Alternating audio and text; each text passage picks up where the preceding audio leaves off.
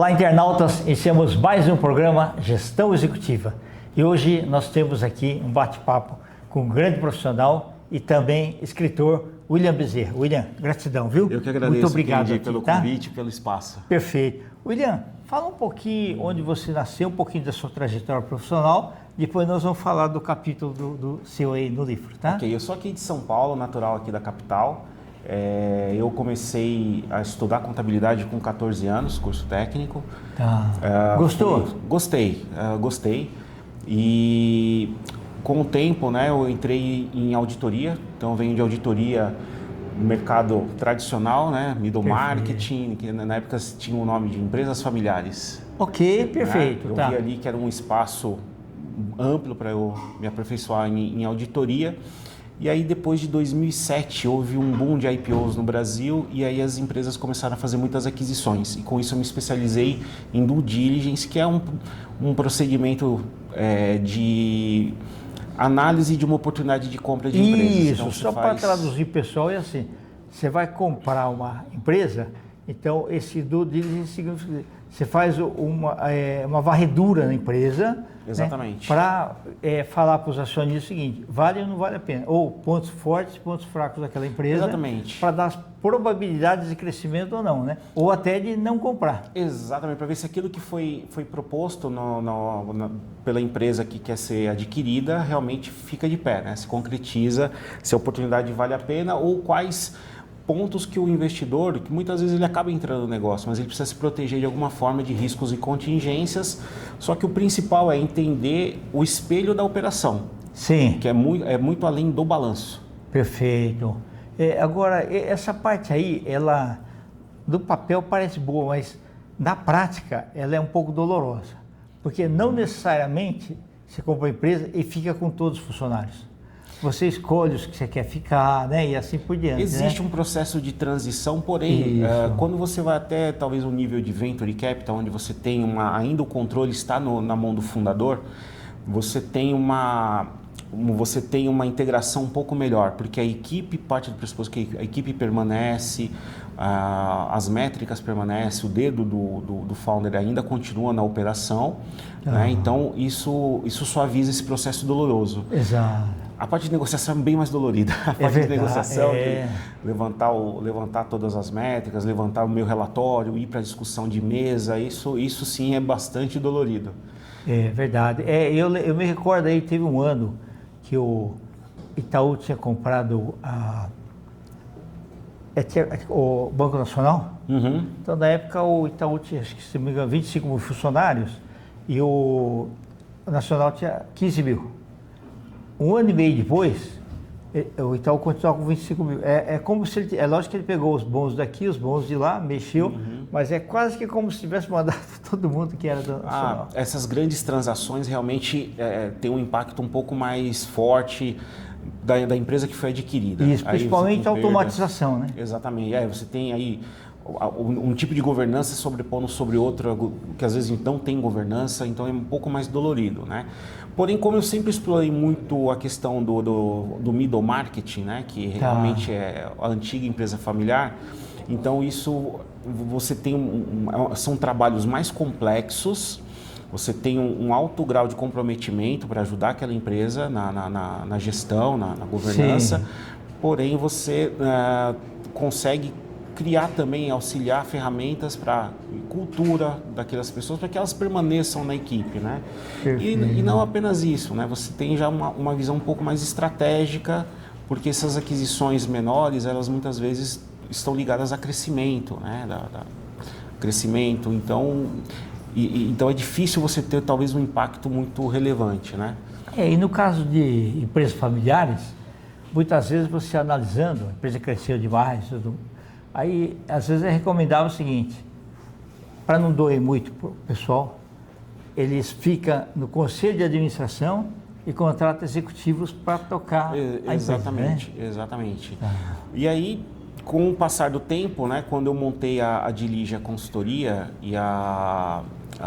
eu pensei, né, como que eu vou atuar brigando com os grandes, né? Com as grandes consultorias, as casas de M&A. Falei, então, o que eu vou fazer?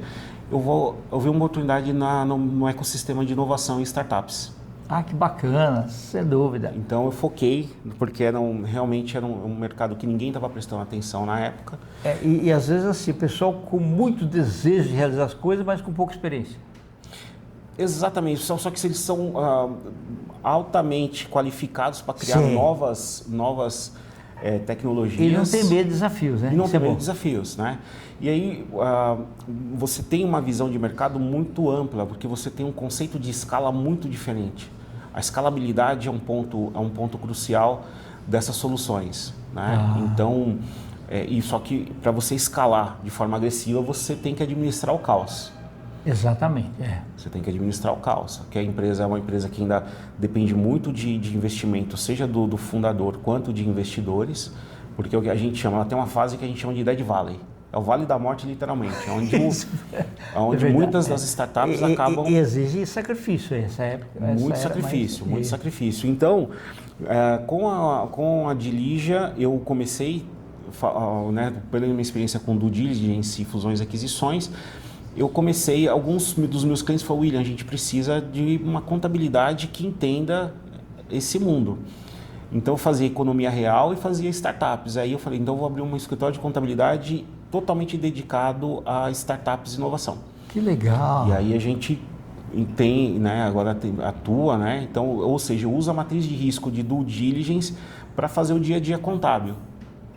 Né? Então, ou seja, aí automaticamente o nosso dia a dia de contabilidade, ele já indiretamente faz aquela gestão, ajuda o empreendedor a entender o negócio na visão de quem um dia vai investir na empresa. Tá, né? Ótimo. Tanto que em 2025 a nossa carteira de clientes recebeu mais de 200 milhões em investimentos. Parabéns, viu? Obrigado. Se a gente voltasse ao tempo, sei lá, 15 ou 20 anos antes, você nem imaginava, né? Não imaginava. Hoje, assim, a gente tem soluções hoje inovadoras que elas vão realmente mudar cenários. Por exemplo, eu tenho um cliente que o foco dele é mudar a mobilidade na região amazônica. Trazer um transporte mais rápido e mais rápido que um barco e mais barato que um avião. Né? Então, assim, a gente tem um cliente que tem essa solução que vai mudar questões de mobilidade. Assim como eu tive um cliente que ele cresceu um tanto que internou a contabilidade, que ele mudou a vida de motorista de caminhão autônomo. Sim. Então ele intermedia a mão de obra, né, esses motoristas autônomos com os embarcadores, transportadores. E você vê claramente que essas pessoas mudaram de vida com essas plataformas. Perfeito. Né? Então a inovação hoje ela tem um campo de uma amplitude muito grande, né? Tem um campo de atuação muito grande para a economia mundial, não digo nem brasileira. Perfeito. Né? Olha, eu achei bacana, você deu um up, mas principalmente a sua capacidade de absorver a tecnologia e se adaptar ao que veio. Exatamente. Né? Não daquilo que você estudou no banco escolar, mas aquilo que foi acontecendo. Você falou, a gente precisa estar sempre atualizado. Inovação é a parte, né, mais importante da empresa. Exatamente. E às vezes as pessoas muitas vezes confundem, né, a inovação como querer ir para Marte. Não é isso, né? A inovação, a startup em si, ela pega uma solução existente, ela pega algo que existe, ela faz de forma mais rápida, mais barata, de uma maneira escalável e com uma amplitude maior do que aquela região que a empresa está. Perfeito. Então, eu mesmo tenho uma terceira linha de negócios que é voltada à gig economy. Então, eu atendo clientes que estão no Oiapoque ao Chuí, literalmente. Literalmente. E até ajudou você a estudar geografia também. Isso ajuda a estudar geografia. Exatamente. Vamos falar um pouquinho aqui. Esse livro aqui, que foi editado pela editora Laços, né? E eu e o professor Luiz Roberto Nascimento organizamos. Fala um pouquinho do seu capítulo aqui. Exatamente. Eu procurei abordar um pouco sobre a gestão empresarial para startups e empresas de inovação.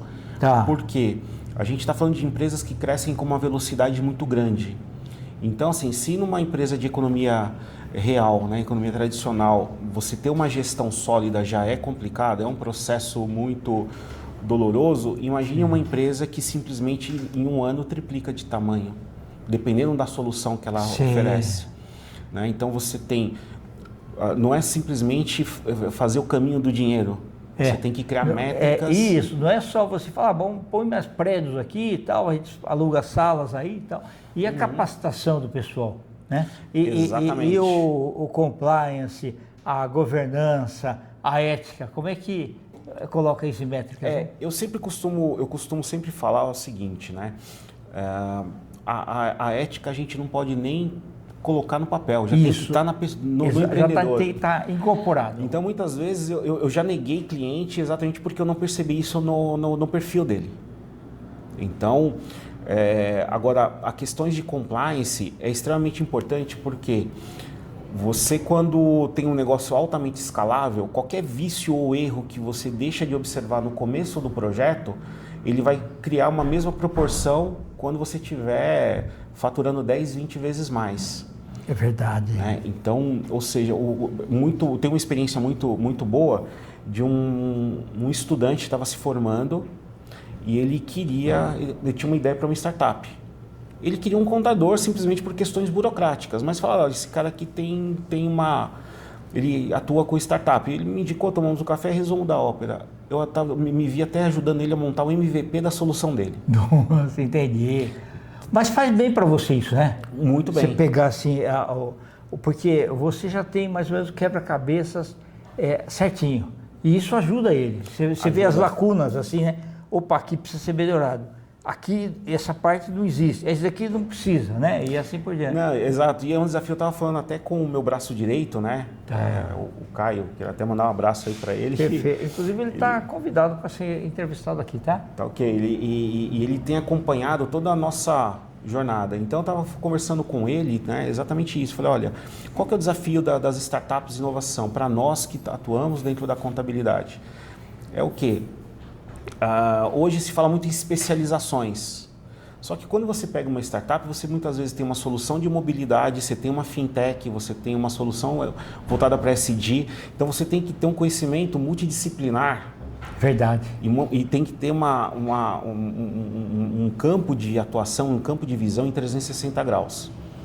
Porque a contabilidade já não é mais aquela contabilidade de esteira, que você faz uma parametrização e ela roda sozinha. Verdade. Você tem que sentar e você vai precisar entender aquela operação e as mudanças específicas daquele campo de atuação daquela startup precisa. Tá certo. Então, hora você está fazendo um parecer sobre uma solução que envolve SCPs, outra hora você está fazendo um parecer de uma solução que envolve consórcios e assim a gente vai tendo essa visão mais ampla desse mercado. Perfeito. Venha outras vezes aí nos brindar aí com seus conhecimentos, tá? Estou sempre à disposição. Você pode falar teu Instagram, por favor? @Diligia Consultoria, tá? É o Instagram da Diligia. E eu estou sempre no LinkedIn, William Bezerra, ali eu atuo bastante no LinkedIn, então eu estou sempre à disposição para quem quiser conversar sobre startup e inovação. Perfeito. William, gratidão, viu? Obrigado, Kim. Ok. Internautas, com os agradecimentos então a esse fantástico profissional e também autor dessa obra aqui, Tópicos de Gestão Empresarial, volume 3, nós finalizamos mais um Gestão Executiva. Grande abraço e até a próxima.